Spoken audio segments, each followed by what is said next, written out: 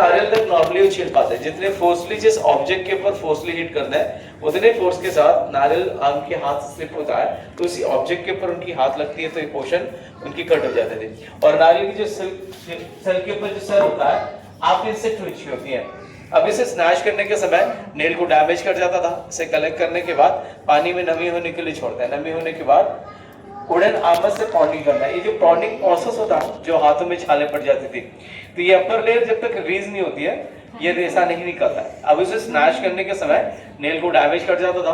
Coil collect करने के बाद उनको रोप मेक करना। अब ये देखिए ऐसे फाइबर्स कलेक्ट करना है, उस रेसे को निकालने के बाद रोप मेक करना है। ये रोप मेकिंग मशीन जो है ओरिजिनल है, इसमें 2 लोग इन्वॉल्व होते हैं।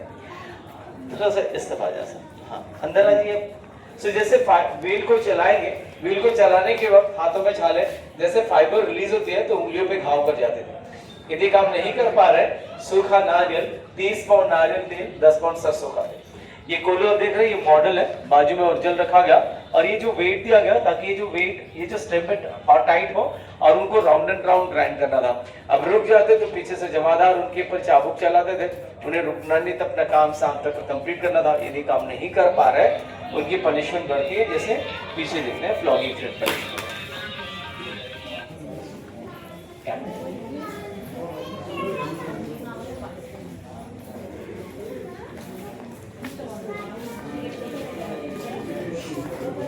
हाइट मैनेज करके कर रही है, सो थोड़ा सा कंजेस्टेड होता है जगह, स्प्रेड होके कर रहा है। सो ये जो पनिशमेंट देख पा रहे हैं फ्लॉगिंग फ्री पनिशमेंट, ऐसे पनिशमेंट शाम के वक्त करवाते थे। यहाँ पे कोई स्वतंत्र सेनानी उनके खिलाफ बगावत कर जाते हैं तो उन्हें तुरंत पनिश नहीं करते। अब जैसे प्रिजन से बाहर जो गए, वो प्रिजन से जो बाहर गए फ्रीडम फाइटर्स, उनकी आने के बाद उनकी नजरों के सामने करवाते हैं। अब यहाँ पे अंग्रेज इंडियन के ऊपर चाबुक नहीं चला रहे हैं। चाबुक चलाने वाले अंग्रेज हुए होते तो आजादी के इतने लंबे दौर नहीं होते। अब मारने वाले अंग्रेज होते, रिवॉल्ट होती। अब इंडियन के ऊपर मार रहे हैं, दर्द उनको होता है, जो देख रहे हैं उनको भी दर्द होगा और मार खाने वाले को जो देख रहे हैं वो उनके खिलाफ वॉइस रेस न करें। और जब तक उनके शरीर से खून नहीं आती तब तक जमादार उनके ऊपर चाबुक चलाते थे, बेहोश हो जाते थे, दोबारा उनको इलाज करवाया जाता था। जरूरत पड़े तो फांसी देने की आवश्यकता नहीं थी क्योंकि इससे पहले उनकी मृत्यु हो जाती थी।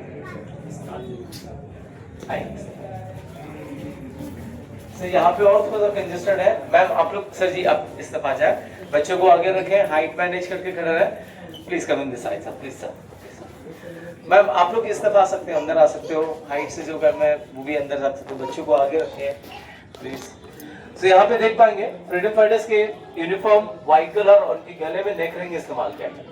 इस नेक रिंग की यूसेज इनकी पॉजिटिविटी सोच को कमजोर करने के लिए, इनकी मनोबल को कमजोर करने के लिए।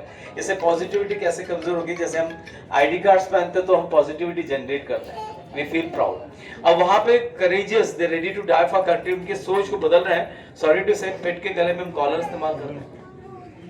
अब यहाँ पे इनकी नेक रिंग जो होता है गले के साथ टाई जैसे होती है, जिसमें ऑर्डर नंबर, एक्ट नंबर और जो कोई हमारे देश में हमें गुलाम बनाया ऐसे फील आ जाती है, तो उसके बाद आगे की सोच बदल जाएगी।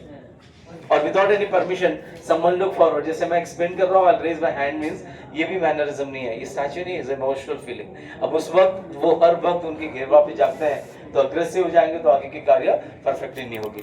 और वीडियो के साथ लाया जाता था ताकि रास्ते से ना एस्केप हो जाए। ग्रुप ऑफ पीपल, अभी हम खड़े हैं, is a group of family, so we are standing together as a school of people, we are standing। अब उस समय ट्रांसपोर्टेशन के समय वो एस्केप कर जाएंगे, अदरवाइज वो किसी को अटैक कर जाएंगे। वीडियो के साथ एस्केप नहीं कर पाएंगे और अटैक भी नहीं कर पाएंगे। सेकंड पनिशमेंट देख पाएंगे तो बार फीटर स्ट्रेट रॉड जिसमें नी को बेंड नहीं कर पाएंगे और तीसरे में चल ही नहीं सकते थे। तीनों स्थिति में इनसे काम करवा जाता था। जैसे आप वहाँ पे कोलो रखे हैं, ऑयल ग्राइंडिंग मशीन इसके अलावा बाहर, और उनकी पनिशमेंट की यूनिफॉर्म होती थी बोरे का, तेज धूप के समय उनके शरीर पर जख्म हो जाए और यहाँ पे किसी को परिचय करवाने की आवश्यकता नहीं होती। अंग्रेजों के बीच में उनकी ड्रेस कोड और पनिशमेंट कोड के माध्यम से उन्हें पहचाना जाता था और नए स्वतंत्र सेनानियों से अंग्रेज की डर थी।